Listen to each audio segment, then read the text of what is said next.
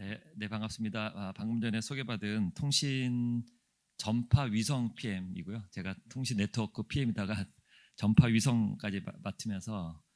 PM명이 통신 전파 위성 PM입니다. 오늘 제가 발표할 내용은 현재 이제 국내 6G R&D 추진 현황 관련된 정리를 했고요. 작년에도 한번 예타 사업이 이제 올해부터 시작될 예정이기 때문에 예타 방향에 대해서 말씀드린 적이 있는데, 구체적으로 이제 올해부터 과제들이 착수됐고 내년도 이제 추가적으로 몇 개의 과제가 착수될 예정인데, 저희가 진행하고 있는 그 과제들, 국가적 R&D 사업이 제대로 된 방향을 가고 있는지, 이제 그런 국제적인 동향하고 그 다음에 실제 우리가 추진하고 있는 과제들의 내용들, 그 다음에 다음에 내년도에 있을 새로운 신규 과제, 이런 내용으로 준비를 했습니다. 한 30분 정도 시간이 있는데 한 25분 정도 소개를 드리고 한 5분 정도 질의응답 받는 그런 시간으로 가도록 하겠습니다. 이 글로벌 기술 동향은 올해 초에 MWC를 다녀오신 분들은 보실 수 있었을 텐데요. 제가 올해 갔다 와서 그 핵심 트렌드를 6가지로 정리할 수 있을 것 같았고, 이 내용으로 저희 장관님께도 보고 드렸던 내용인데, 그 내용이 결국 현재 MWC에서의 기술 트렌드가 향후 5G 어드밴스드 6G의 방향성을 제시하는 것 같아서 제가 다시 한번 정리 내용을 가져왔습니다. 크게 보면 6가지인데요. 오픈랜과 5G 어드밴스드, AI와 통신의 결합, 에너지 절감, 모네타이제이션, 넥스트 기술, 이렇게 크게 6가지로 볼 수가 있는데요. 오픈랜은 다 아시다시피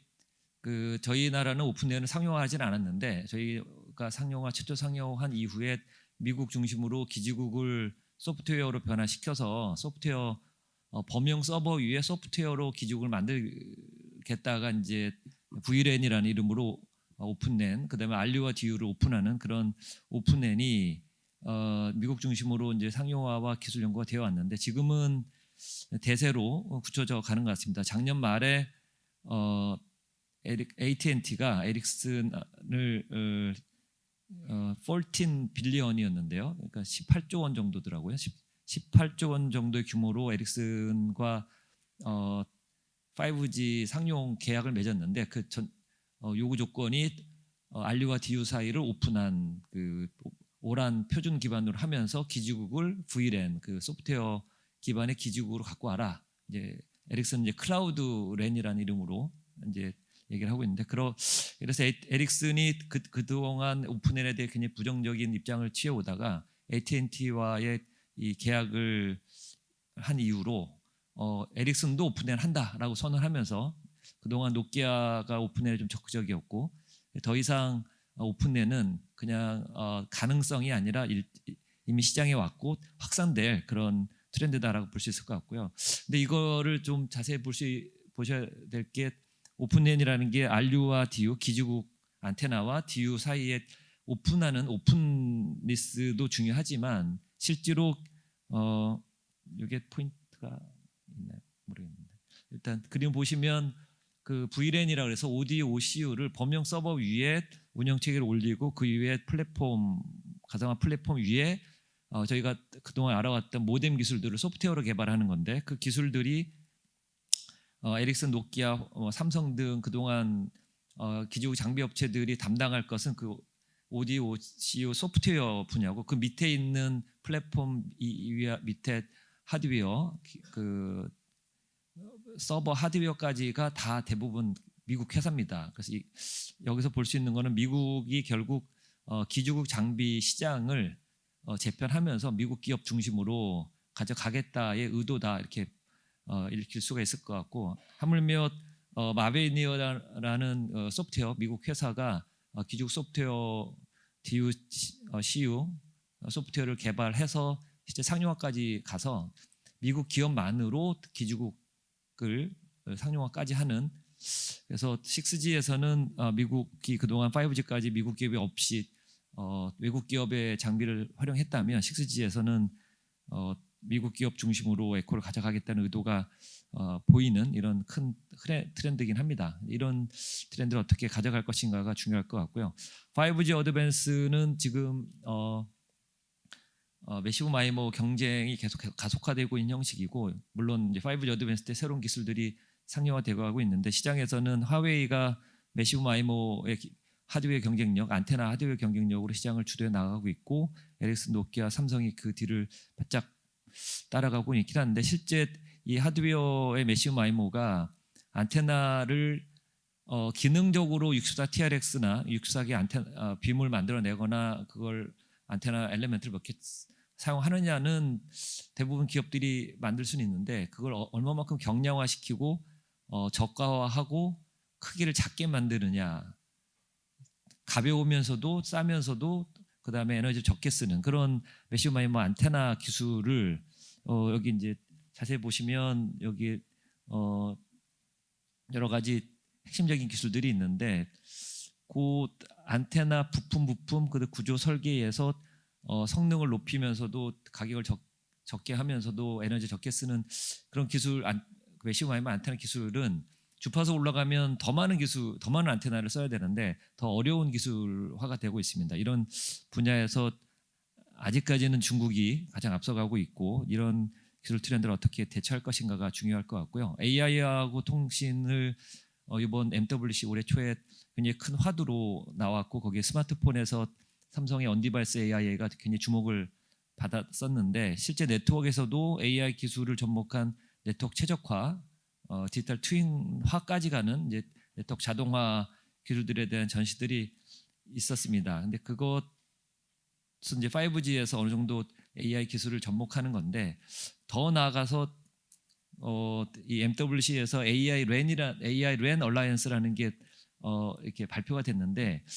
처음에는 저도 AI RAN 얼라이언스가 그냥 제조사들 간에 뭔가 AI 기술을 협력하려는 동향인 것 같로 이제 인식을 하고, 제가 이제 보고할 때는 그렇게 보고를 드렸었는데, 나중에 좀 더 이 내용을 확인해 보니까 실제로는 미국에 있는 엔비디아가 기주국, 앞에서 말씀드렸던 오픈된 기주국은 범용 서버 위에 CPU, 인텔의 CPU에다가 그 다음에 플랫폼 올려서 소프트웨어로 가져가는 건데, 엔비디아가 그런 오픈랜의 그 기주국이 결국 원래 하드웨어 중심의 기주국 대비 에너지를 많이 쓰고 성능이 잘 안 나와서 이제 가속기라는 피지컬 레이어 가속기라는 게 필요합니다. 이제 그런 것들을 퀄컴이나 마벨이나 이런 데서 제공을 하려고 하고 있는데, 엔비디아는 그 엔비디아의 GPU를 기주국 가속기로 사용하기도 하고, 그 다음에 GPU를 기주국 내에 AI를 돌릴 수 있는 플랫폼으로도 제공을 하는, 그래서 AI 기술을 엔비디아 GPU를 기반으로 기주국을 만들 수 있도록 하는 환경까지를 제공하는 의도로 AI RAN 얼라이언스를 만들었고요. 그러다 보면 GPU가 기주국에 들어가면 실제 AI 기술을 또는 기주국의 가속화뿐만 아니라 AI 서비스를 기주국에 올릴 수도 있습니다. 그걸 이제 AI end RAN 또는 AI on RAN이라는 이름으로 부르면서 기주국이 실제 AI를 구동시키고 AI를 돌리면서 기주국 알고리즘을 가져가는 AI 기주국까지 가는 이제 그런 트렌드가 보이고 있고, 거기에 이제 소프트뱅크와 티모바일이, 그다음에 노스이스턴 대학, 미국의 노스이스턴 대학이 주도를 하고 있고요. 최근에 티모바일이 그런 그 AI 랜 얼라이언스와 연계 또는 엔비디아와 연계해서 센터를 구축해서 직접 측정망이나 이런 연구를 가속화하고 있다는 트렌드가 있습니다. 그래서 이게 결국 오픈랜의 그 다음 단계로 가는 큰 트렌드가 아닌가라고 시사점을 볼 수 있을 것 같고요. 그 다음에 에너지 절감에 대한 전시가 굉장히 많았고, 기주국이 전체 네트워크에서 사용하는 에너지가 굉장히 높기 때문에 어떻게 기주국의 사용 에너지를 줄일 수 있는가가 굉장히 중요한 토픽이고, 모든 제조사들은 우리가 이러이러한 기술로 기주국의 에너지를 적게 쓰고 있다를 발표를 강조를 하고, 실제 사업자 입장에서는 데이터에서 계속 올라가고 있는데 에너지를 쓴다는 얘기는 계속 오펙스가 나가는 거기 때문에 에너지를 적게 쓰는 기주국, 에너지를 적게 쓰는 네트워크 장비를 갖고 오는 게 실제 구매에서 굉장히 중요한 포인트로 가져가고 있다를 볼 수 있었고요. 그 다음에 5G 사업을 하는 사업자 입장에서는 모네타이제이션이 굉장히 중요해서 이 네트워크를 투자를 했으면 5G 네트워크를 통해서 새로운 레버뉴를 창출을 해야겠는데 실제 저희가 5G에서 봤던 새로운 버티컬 사업이 이게 지지부진하고 이제 여러 가지 방향으로 노력은 하고 있지만 그래서 새롭게 나온 게 작년에 이미 발표했던 오픈 게이트웨이 이니셔티브라는 사업자들 간의 사업자의 망을 제3의 애플리케이션 개발자들이 API를 통해서 활용할 수 있도록 하는 그런 오픈된 API 개발을 전 세계 사업자들 간에 통일을 하기 위한 그런 노력들이 확장되고 있고 이거는 저희가 6G에서도 결국 네트워크가 단순한 빅파이프를 넘어서 실제 서비스들에게 뭔가를 제공하는 네트워크를 활용하는 애플리케이션들이 뭔가 네트워크에서 주는 제공되는 뭔가 기능들을 더 서비스에 접목시킬 수 있도록 하는 거에 사업자들이 기회를 거기서 새로운 비즈니스 기회를 보기 위한 노력들을 하고 있다고 볼 수 있을 것 같고요. 마지막으로 넥스트 기술로 6G에 대한 전시와 이제 강조가 시작이 됐고 제 생각에는 내년도 이제 얼마 안 남은 내년 3월에 있을 모바일 월드 콩그레스에서의 핵심은 6G가 키워드가 될 것 같고요. 마침 내년도 3월에 6G 워크숍이 3PP에서 있을 예정인데 그런 것들을 이제 본격적인 표준화 시작이 열리기 때문에 기술 표준화가 아마 내년도에는 MWC에서 6G에 대한 논의가 전시나 이런 게 많을 것 같은데 올해도 이미 몇 가지 어퍼미드 대역에 대한 안테나라든지 가능성이 있는 기술들에 대한 전시가 있었고 또 하나는 그동안 논의가 많이 되어 왔고 이미 표준화도 진행되고 있는 NTN에 대한 전시가 그 MWC에서도 본격적으로 됐다는 게 굉장히 시작점이 있었던 것 같습니다. 그 원래 위성 업계들 간에 큰 전시회가 별도로 있어서 거기에 굉장히 많은 기업들이 위성에 대한 전시가 있고 모바일 월드 콩그레스는 이동통신 사업자들의 행사인데 거기에 위성 업체들이 와서 직접 전시를 하고 그 다음에 표준화 기반의 네트워크, 위성 네트워크의 가능성과 방향성을 제시하는 그런 전시가 있었던 게 주목할 일이었다 이렇게 생각이 됩니다. 이런 트렌드를 기반으로 저희가 6G에 대한 방향성을 잡고 이제 R&D를 하고 있는데요. 6G는 작년에도 한번 말씀드렸는데 결국 5G가 5G 어드밴스드로 가고 그 다음 단계로 가는 6G로 갈 때 기존의 기술들을 계속 강화해 나가면서도 AI 기술과 접목해서 새로운 융합 서비스, 혁신 서비스들을 확산을 시킬 그런 역할을 담당할 걸로 보이고 있고요. 최근 5G에서 여러 가지 자율주행이나 스마트 팩토리나 뭐 스마트 시티 다양한 서비스 XR, VR 이렇게 기대를 해왔는데 최근에 AI 서비스가 챗GPT로 시작해서 AI 기술이 접목된 서비스들 물론 로봇도 저희가 커넥티드 로봇으로 볼 수 있지만 AI가 접목된 AI 로봇이 어떻게 네트워크를 활용할지 XR, VR도 결국 AI 기술들이 접목되면서 더 성능이 높아져서 AI 서비스가 결국 융합 서비스를 확산시키고 드라이브를 거는 형상이 될 것 같고요. 그런 것이 6G에 더 6G가 필요하고 5G가 확산되지 못했던 것을 더 확산시킬 수 있는 그런 기회가 될 수 있지 않을까라는 생각이 들고 있습니다. 그래서 저희가 1세대부터 5세대까지 한 단계 한 단계 넘어가면서 새로운 서비스를 도전하고 기술의 혁신을 통해서 시장을 확산시켰는데 5G가 시작한 융합 서비스, 지금 AI 서비스가 확산되고 있는데 이런 것들을 6G가 기술로서 어떻게 담아내고 이거를 시장을 확산해 나갈지가 이제 6G의 중요한 목표가 될 것 같습니다. 그래서 저희가 국가적으로는 크게 5가지를 방향을 잡고 가고 있는데 크게 방향성이 저희가 놓치진 않았다라는 생각이 듭니다. 앞에서 제가 MWC 결과를 쭉 말씀드렸는데 무선 통신은 아까 5G 어드밴스드의 매시브 마이모의 안테나 기술들을 계속 진화시켜 나갈 어퍼미드 대역에서의 안테나 기술들을 담아내야 될 것 같고요. 소프트웨어 중심 네트워크는 오픈랜과 그 다음 단계는 AI 랜 관련된 기술들을 준비를 해야 되는 그런 역할이 저희 국가 R&D에서 담당을 해야 될 것 같고 통신 네트워크 역할은 아까 그 네트워크 게이트웨이 모네타이제이션을 말씀드린 것처럼 네트워크가 빅파이프가 아니라 새로운 서비스를 창출하는 레버뉴를 창출하는 역할을 해야 되는데 그런 것들에 대한 연구가 될 것 같고 에너지 절감 기술 내용들도 저희가 포함을 하고 있고 국내 기업들 육성 이렇게 포함되고 있습니다. 그래서 저희 에타 사업은 총 5개 분야의 무선 분야와 모바일 코어 분야, 그다음에 유선 네트워크, 광통신에 관련된 전체 광 전송에 대한 기술을 개발하는 유선 네트워크와 시스템, 엔드투엔드 시스템과 표준화 이렇게 총 5개 분야로 구성이 돼서 과제들이 수립이 돼서 가고 있고요. 그래서 총 13개 전략 기술에 올해 과제를 27개의 과제를 시작을 했고 사업 기간은 이제 28년까지 저희가 4천억 정도의 규모로 진행을 하고 있습니다. 각 분야별로 전략 기술별로 세부 과제들을 좀 소개해 드릴까 하는데 시간이 좀 많지 않아서 간략하게 과제를 말씀을 드리겠습니다. 그에 앞서서 이제 프리6G 시연에 대한 것은 저희가 내년도에 예산을 본격적으로 받아서 26년도에는 저희가 그동안 연구개발하고 6G 표준화의 방향성과 연계된 국가개발 결과물들을 전 세계에 이제 보여주는 그런 시연을 준비하고 있고요. 이 시연 자체 내용 자체도 중요할 수는 있겠지만 중간 단계 표준화가 시작되고 중간 단계 연구 결과물들을 전 세계에 제시를 하면서 여기에는 이제 전 세계에서 개발된 결과물들도 같이 전시를 하고자 하는데 6G 사업을 준비하고 있는 전 세계 제조사들이나 사업자들에게 중요한 메시지를 전달하고 한국이 이러한 기술 개발에 주도권을 가져갈 수 있는 그런 모멘텀을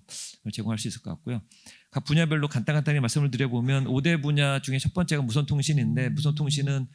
작년에도 말씀드렸던 것처럼 어퍼미드 대역 중심으로 이제 기술 개발을 하고 전략 기술을 총 4개로 보고 있는데요. 첫 번째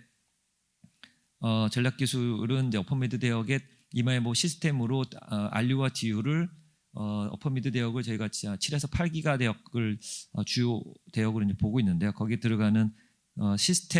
기지국 시스템을 만들어서 특히 앞에서 말씀드렸던 그 오픈랜 기반의 VLAN 소프트웨어 기반의 기지국 DU를 표준화 기반 6G 표준화 기반으로 만드는 과제를 별도로 둬서 엔드투엔드 기지국 전체를 시스템화하는 이제 그런 과제가 있고요. 이 과제와 더불어서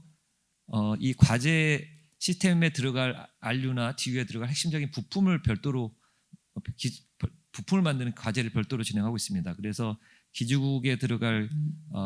프론트엔드 모듈이나 모뎀 칩이나 빈포미 안테나 패키징 기술들을 개발하는 과제들을 착수를 해서 올해 진행하고 있고요. 특히 주파수가 올라가면 파워 앰플리파이어가 시모스로 안 되기 때문에 그 화합물 반도체 기반의 프론트엔드 모듈을 개발하는 과제들이 중요한 과제로 담고 있고 맨 마지막에 있는 그 기지국 RU에 들어간 로파이 베이스밴드 모뎀 칩은 내년도에 신규 과제로 새로 찾고 시작을 할 계획이라 국내 기업들의 참여를 기대하고 있습니다. 그 다음에 기지국뿐만 아니라 단말에 들어가는 핵심 부품도 저희가 개발할 예정인데요. 특히 국내 기업들이 삼성 단말의 핵심적인 부품인 프론트엔드 모듈, 파워 앰플리파이어 등 기술 개발이나 필터 개발을 해서 이제 삼성과 협력하는 기업들이 있는데 그런 기업들이 6G의 어퍼미드 대역에서 필요한 파워 앰플리파이어 프론트엔드 모듈이나 램프 웨이브 라이프 필터를 개발하는 과제를 올해 시작을 했고요. 그다음에 빈폼 IC를 포함한 안테나 통합 안테나 모듈을 개발하고 있습니다. 그다음에 실제 5G도 처음 상용하면서 여러 가지 커버리지 문제가 있었는데 6G가 주파수가 또 올라가면서 인도어 커버리지까지 포함한 커버리지 이슈를 처음부터 해결하기 위해서 저희가 커버리지에 해당하는 중계기 시스템 과제들도 개발을 이제 진행하고 있습니다. 모바일 코어는 기지국 뒷단에 전체 시스템 단말 시스템을 운영하는 모바일 코어여서 이미 소프트웨어화가 5G에서 진행이 됐고요. 더 나아가서 이제 클라우드 네이티브, 그다음에 AI 네이티브화하는 게 모바일 코어에서 굉장히 중요한 방향성이 되겠습니다. 그래서 모바일 코어망의 전체 표준 기반의 아키텍처, 그다음에 프로토콜을 전체 개발하는 6G 표준 기반으로 모바일 코어 시스템을 전체 개발하는 과제가 1번 과제로 들어가 있고요. 거기에 들어가는 클라우드 인프라 기술 개발하는 과제가 별도로 2개 과제가 전략 기술로 들어가 있고요. AI 기반의 AI 네이티브한 6G 모바일 코어를 개발하는 것을 하나의 과제로 만들어서 실제 네트워크 표준화를 보면 이제 유저 플레인이라는 게 있고 데이터를 전송하는 그거를 유저 플레인을 셋업하기 위한 컨트롤 플레인이라는 컨트롤 제어 평면이 있는데 실제 6G에서는 AI를 위한 AI 플레인 지능 평면이라는 새로운 세 번째 평면 표준화가 필요할 것이다. 각 노드에서 데이터를 전송하고 데이터로부터 나온 러닝된 결과물들을 다시 기기에 접목시키기 위한 인퍼런싱 추론 결과물들을 제공하는 그런 인터페이스나 구조가 필요하기 때문에 데이터 전송과 그 AI를 위한 인터페이스를 위한 지능 평면 그걸 기반으로 하는 자동화 최적화 기술을 개발하는 과제를 진행하고 있습니다. 그 다음에 유선 네트워크는 프론트홀과 백홀 등을 전달망에 들어가는 핵심적인 광통신을 개발하는 과제들로 세계 전략 기술을 구성해서 가고 있고요. 우리나라 기업들이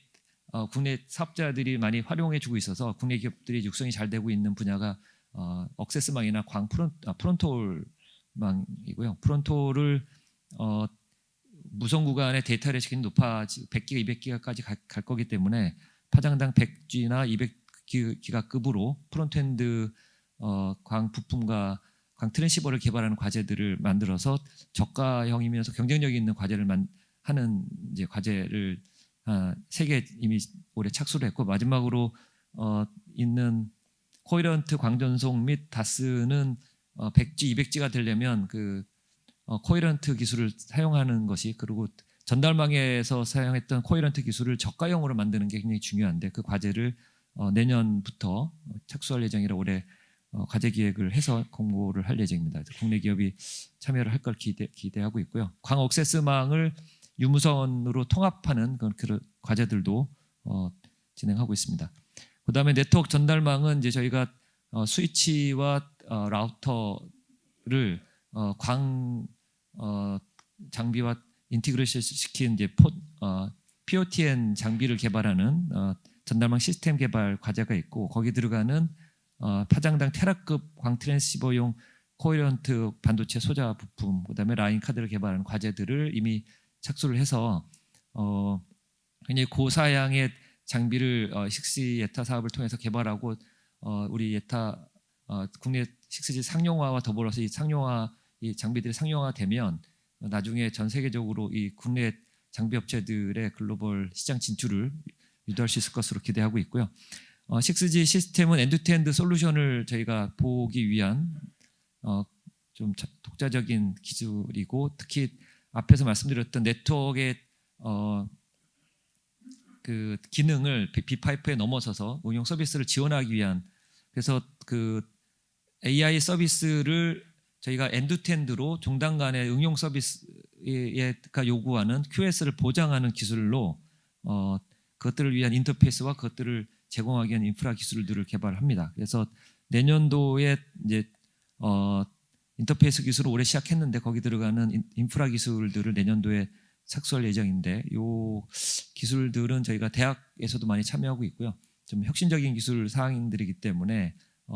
국내 통신사들과 함께 실제 국내 망에 적용하기 위한 노력들을 할 계획이 있습니다. 그다음에 AI 네이티브 서비스들을 6G에서 지원하기 위해서는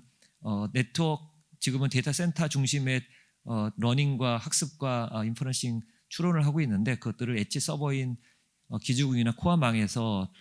그런 서비스를 제공할 수 있도록 하는 AI 네이티브 6G 시스템을 개발하는 그다음에 저희 서비스를 실제 여기다 접목시켜서 시연까지 할 계획을 갖고 있고요. 내년에 시작할 개방형 서비스 검증 플랫폼은 앞에서 말씀드렸던 다양한 과제들을 인티그레이션 시켜서 엔드투엔드로 검증을 하고 실제 프리6G 시연을 주도할 중요한 과제로 내년도에 시작할 과제가 있고 표준화는 저희가 그 랜 1, 랜 4에 해당하는 무선 전송 표준화가 랜 2, 랜 3에 해당하는 무선 접속 표준화 그다음에 SA 워킹 그룹에 해당하는 네트워크 구조 및 산업 융합 표준 기술 이렇게 크게 3가지 과제를 올해부터 시작해서 내년도에 들어갈 예정이고요. 요 내용은 제가 별도로 준비했는데 원래 올해 6G 예타가 시작이 됐는데 사실은 작년에 여러 가지 그 국가 R&D 예산에서의 이슈들 때문에 실제 저희가 예타를 하면서 기획했을 때 필요했던 예산의 2분의 1도 못 되는, 반도 못 되는 예산으로 과제들이 시작은 일단은 했습니다. 그래서 올해 원래 하고자 했던 과제의 여러 가지 그 작업들을 못하고 설계 및 여러 가지 준비 작업 정도로 진행을 했는데, 내년도는 보시는 바와 같이 올해 내년도에 원래 예타에서 가져가고자 했던 규모의 예산과 올해 못 받았던 예산 중에 한 50% 정도 수준의 예산을 내년도에 다시 실어주기로 예산을 확보하게 돼서, 내년도에는 본격적으로 1월부터 본격적으로 6G에 대한 과제를 개발을 할 수 있을 것 같습니다. 그래서 앞에 말씀드렸던 내년도 시작할 과제들을 제가 좀 하이라이트를 했고요. 이 예산들이 제대로 반영이 됐기 때문에 이 과제를 수행하는 기관들과 연구진들이 본격적으로 6G에 대한 기술 개발을 할 것으로 기대를 하고, 여기 보이는 녹색으로 되어 있는 내년도에 신규로 착수하는 과제들에는 국내에 6G에 관심이 많은 연구계와 기업이 많이 참여해서 6G 기술 개발을 같이 하기를 기대하고 있습니다. 이 정도로 발표를 마치겠습니다. 감사합니다.